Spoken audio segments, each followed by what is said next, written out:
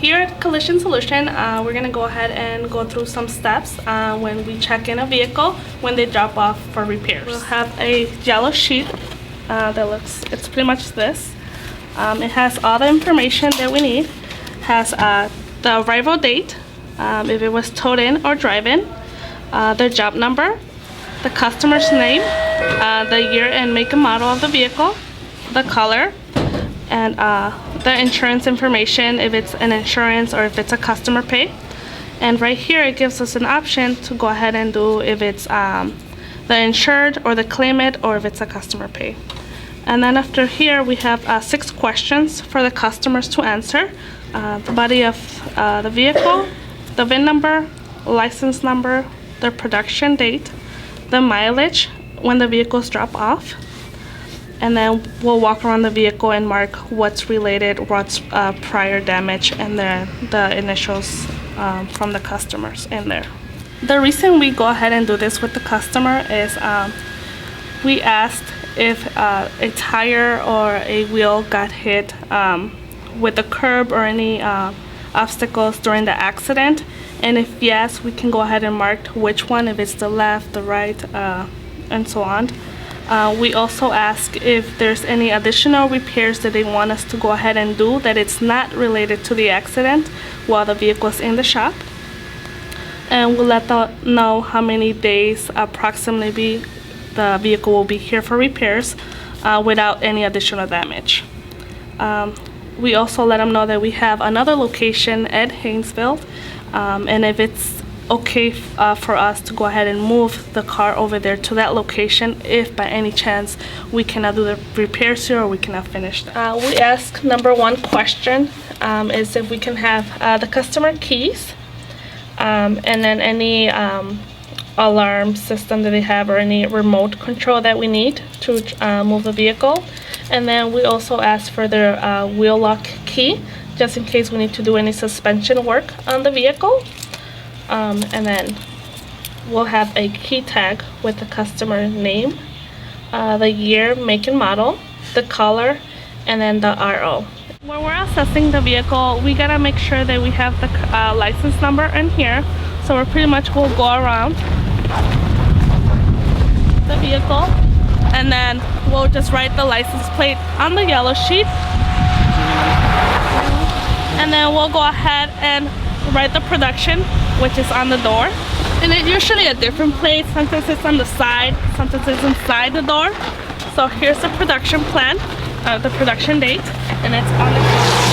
So for this one is 9/2010. So when we walk around the vehicle with the customer, we get inside, turn in the car, we have to close the door, put our seatbelts on so we don't have any lights on the dashboard with the door open or seatbelts on, and then we mark the miles, and then as you can see we have 2 lights on the dashboard, which is the TPS light and then a maintenance required. So we just make sure that we write it on the yellow that there was lights on the dashboard before the vehicle came in the shop. When we're walking around with the customer, we'll go ahead and circle the damage that is related. So it's the handle, as you can see right there, and then we'll just circle it and then write related on the yellow. And unrelated damage, as we can see, it's on the rear bumper, so we go ahead and then just put an X on the side and then just write unrelated, and the X meaning that there's a dent in there, and then just write it. At this time we go ahead and just remind the customer that if they need to get any of their belongings or any valuable items in the vehicle, like a garage openers or CDs, sunglasses, parking permits, and so on. And then we have the customer sign in 2 forms. This one is giving us authorization to go ahead and work on their vehicle, and we pretty much go over it with the customer so they can actually know what they're signing. The first one, like I said, is just giving us authorization to go ahead and work on the vehicle.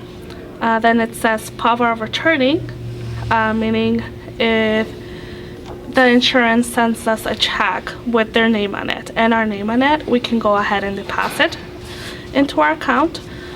Payment policy, our policy is pretty much cash on delivery. If they have any deductible, they have to pay when they pick up the vehicle. If they're paying with a check, they have to have a valid driver's license. Mechanical lien is just pretty much if the vehicle is here for repairs and we don't hear anything back from the customer, we'll start a lien on that. Transportation is the owner's responsible. If they get a rental, they're responsible for it. And then here they just go ahead and sign it, and then the date that they drop off the vehicle. This yellow statement is just a reminder for us to make sure that we ask the customer, since the vehicle is here for repairs, if they want to go ahead and do any details on their vehicle. And if you turn the sheet, it gives us our package list, and then they can decide what they would like to do, and then it has our prices as well. An authorization statement required by the state of Illinois before we begin with the repairs, and it gives 3 options for the customer, which is the first one is A, and is that the customer requested an estimate in writing before we begin the repairs. B, it's giving the option to proceed with repairs, but the customer will write an amount here that they don't want us to exceed before they give us authorization. Then C is if they don't want an estimate and they just want us to repair the vehicle, and then we'll just bill the insurance. Then they have to sign today's date, and we go to CCC, and then we go in here, we go to the notes, we enter the note that the vehicle dropped off, and pretty much we just type here saying that the vehicle was dropped off and any information that the customer gave us that they're concerned with the vehicle. We have to make sure that we ask them what is their contact preference, if it's a number that we can call them, and what hours, if they prefer text messages or if they prefer email. And then also mention them that we work with a website named CarWise, where they can see pictures of the repairs and their status anytime they want. After we put our notes, we go to the events tab and we enter the date that they dropped, which was today's date and the time, and then if it's an AM or PM. And then we go ahead and update status and complete next edit. So it's gonna look like that, that the vehicle dropped off. And then we pretty much save and close. And then after we're done with that, we go to ABW Tracker, which is another system that we work with. And then we go to the current RO list. And then we search for the job number that dropped off. And then we just click on the arrive date, on the time they arrived, and then what's our target date to be completed. Then we go ahead and do current job status, and then we put that the vehicle has been checked in. And then we check the refer source, and we have to ask the customer how they heard from us, if it's a repeat customer or if it insured agent referred us. After that, we go ahead and then we change the current status label, and then we click on the little update label box, so whenever the guys clock in the job, is going to update automatically the status of the vehicle. And then we just click save. Once the vehicle is completed, checked in with the customer, and we have put all of our notes and dates on our computer, we'll go ahead and bring the vehicle inside the shop, and we'll go ahead and do a quality control checklist. When we go inside the vehicle to the quality control checklist and we're done writing the windshield, pretty much we'll check the lamps and check mark if all the lights work. If all the turning lights work, we'll check the license plate lights. If it has any fog lights, we'll go ahead and check that. We'll check the brakes and the reverse lights. We'll check all windows to make sure they go up and down.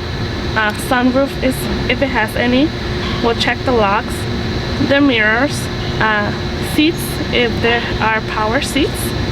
After that, we'll check the seat belts, make sure they are working, the front and rear. And then we'll go ahead and write the radio stations, just in case we need to take the battery, disconnect the battery of the vehicle. We can go ahead and reprogram the radio stations for the customer. We'll go ahead and then check in if the airbags were deployed. We'll write yes or no. And then all the way at the end, if there's any dash lights on the vehicle, we either circle or put an X. And then when we're done, we'll write our initials and the date that we did the checklist on the vehicle. After we're done checking in the vehicle with the customer and have everything entered on the yellow sheet, we'll go ahead and put it on the RO folder inside. And then we'll go ahead and hang it on the left mirror.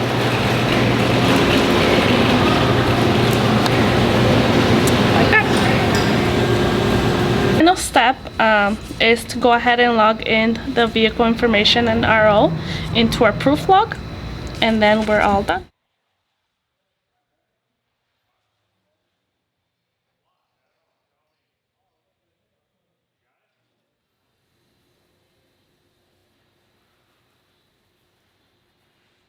Alright, so now we're going to go ahead and do an estimate. When the customer comes in, we'll go ahead and get their driver's license. That's very important. And then we'll go in the CCC and then put the information in the system.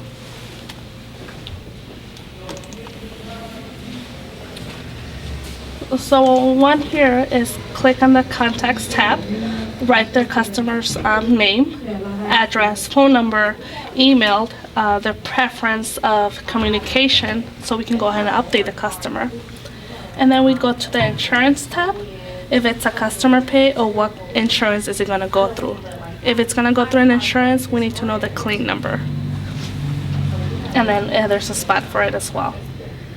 Inspection date, we have to put the date that the vehicle is being inspected.